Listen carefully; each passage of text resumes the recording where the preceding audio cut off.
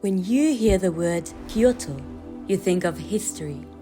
A city of ancient traditions preserved in time, moving at the slow pace of a 1,000-year-old ceremony. Love matcha. Bullet train. Trendy cafes. Matcha chocolate. Brings me back to Japan. This is the other Kyoto, the one that lives on social media feed, a city driven by a powerful new kind of economy. One built not just on preserving the past, but on packaging it into stylish, modern and incredibly profitable trends. So how does it work? The journey that became a destination, the tea that became a global phenomenon, and the cafes that sell an experience. This is the story of Kyoto's trend economy. Ready? Yes. Let's go. Business of the journey, battle of the railways. Everyone knows the Shinkansen's, Japan's bullet trains, which is a whole business on its own. You can purchase delicious food on it, set up your laptop, and be productive while going at more than 200 kilometers an hour. Bye, Shinkansen! But the Shinkansen's is just the beginning.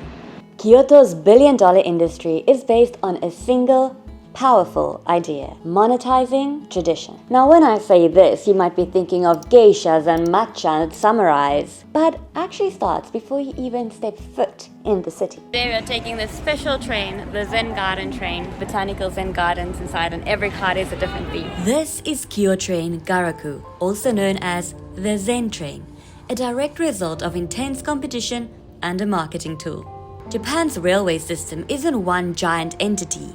It's a network of competing private companies. The corridor between Osaka, Kobe, and Kyoto is very competitive. While the Shinkansen, operated by JR, wins on speed, private companies had to find another way to compete. They couldn't be faster, so they decided to be better. One is autumn, one is spring. This strategy transformed the 45-minute journey from a single commute into a memorable part of a tourist's holiday, the start of creating a billion-dollar empire out of tradition. It's brilliant marketing. Essentially, the entire train is a moving billboard. Every tourist who is amazed by the Zen garden pulls out their phone and posts it on social media. Free advertising. And the ticket prices? Same as a normal train. And now you want to go visit Kyoto, a place that might not even have been on your list. Genius. Made it to Kyoto! The biggest thing to come out of Japan since sushi, matcha. Somehow, this 1,000-year-old powdered tea has completely taken over. It's on every cafe menu, it's all over your Instagram feed, and it has exploded into a global wellness craze, powering a market with over $4 billion, expecting to be $7 billion in the next 5 years. The green gold rush, matcha. This is one of the most popular desserts in Kyoto right now, matcha tiramisu. But this vibrant green powder isn't just a trendy flavor. It's the product of a 1,000-year-old tradition. So how do you turn a simple leaf in Kyoto into a global luxury? Well, actually it's China, but it is Japan who perfected and popularized it into the commercial success it is today. As far as your eyes can reach, in this whole temple, you can actually see what he brought with him. This is Japanese green tea. Oh. Did you know that thanks to Asa sent you that we have matcha today also? This is considered the oldest Zen temple in Japan, right here in Kyoto. While Kyoto made matcha famous, it doesn't actually grow here. The engine that produces nearly every high-quality leaf that you drink today is actually 30 minutes south of Kyoto, in a small town called Uji. We spent a few days in Uji, and what you quickly realize is that tea isn't just a crop here. In Uji, it's the very air you breathe.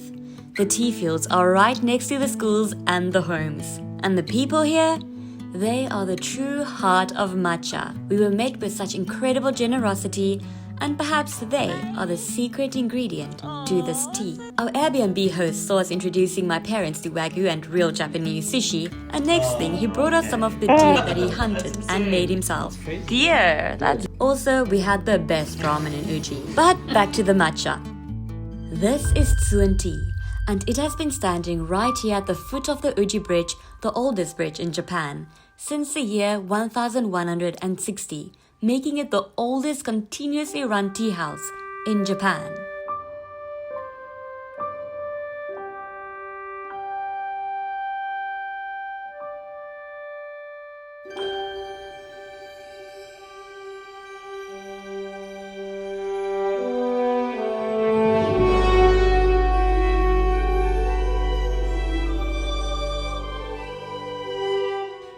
almost impossible to comprehend this tea house run by the same family for 24 generations. It has served shoguns and samurais and monks and travelers through centuries of Japan's history.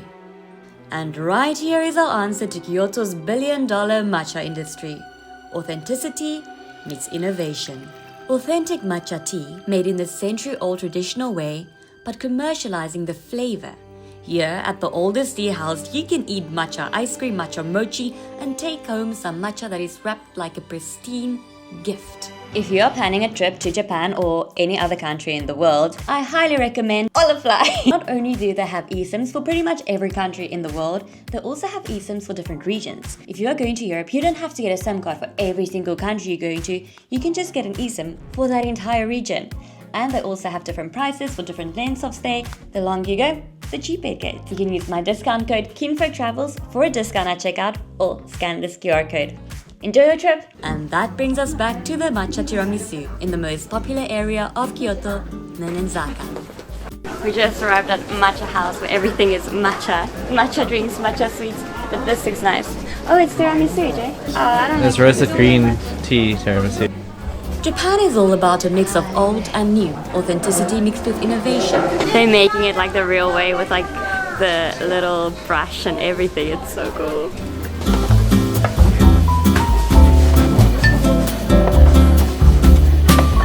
Number 14.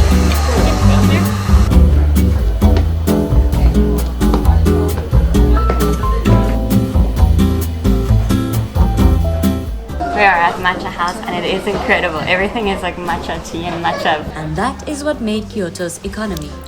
Matcha tea, something as old as time, using high quality matcha from a historic company, but shaping it into something new and Instagrammable.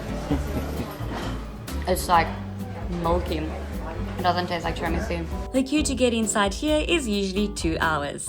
It's such an experience. I brought my parents back here a few weeks to also experience it. Clearly the model works. Oh, and more matcha. The success of matcha didn't happen in a vacuum. It kicked open the door for a much broader trend you now see all over Kyoto's most historic districts. Business of novelty, designer cafe culture, a masterclass in turning a simple drink into a high-margin Instagrammable experience. In the city's most historic districts, a new kind of gold rush is happening. It's not for gold, but for coffee, cakes, and atmosphere. Just around the corner from the 8th century Nishiki market, you will find a very popular cafe spot, not with food, but with tiny animals. Owl cafes, mini pea cafes, shibu cafes, otter cafe, and of course, a cat cafe. It's a cafe because you get a drink included with your experience, and you're actually paying for a block of time to be in a special environment with these animals. The cat is here.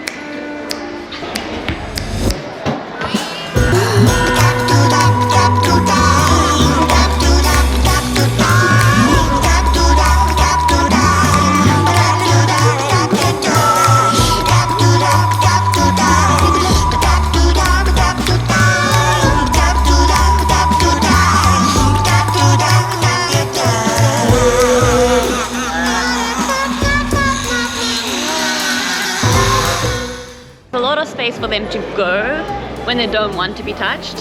You're not allowed to chase after them or pick them up or anything like that. In a country where it is really expensive to own or even purchase a pet, these puppies go for $4,000 each. It makes sense to pay for an interaction with an animal if you don't have space or money for one. This leads to a lot less abuse, neglect, and stray animals. A reminder that for every 10 new subscribers to this channel, we feed or donate a meal to a stray animal. There's a lot of animals in other countries that aren't as lucky as the ones in Japan.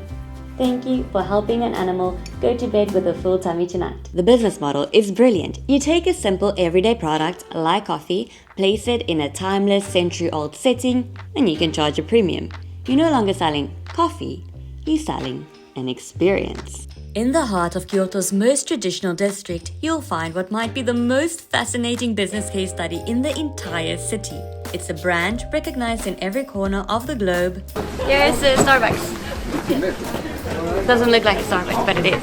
But this isn't just any coffee shop. This is a global corporation playing by KYOTO'S rules. And the result is $1 billion lesson in the power of tradition. The first thing you notice is what you don't see. There's no giant green sign. The branding is so subtle, it's almost hidden.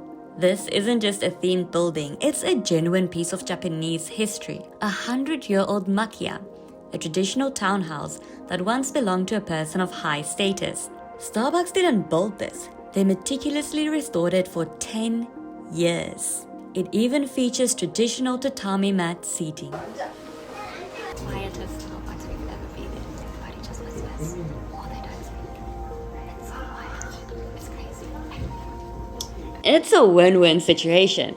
Starbucks gets a priceless, world-famous location that draws in endless publicity, and what does Kyoto get?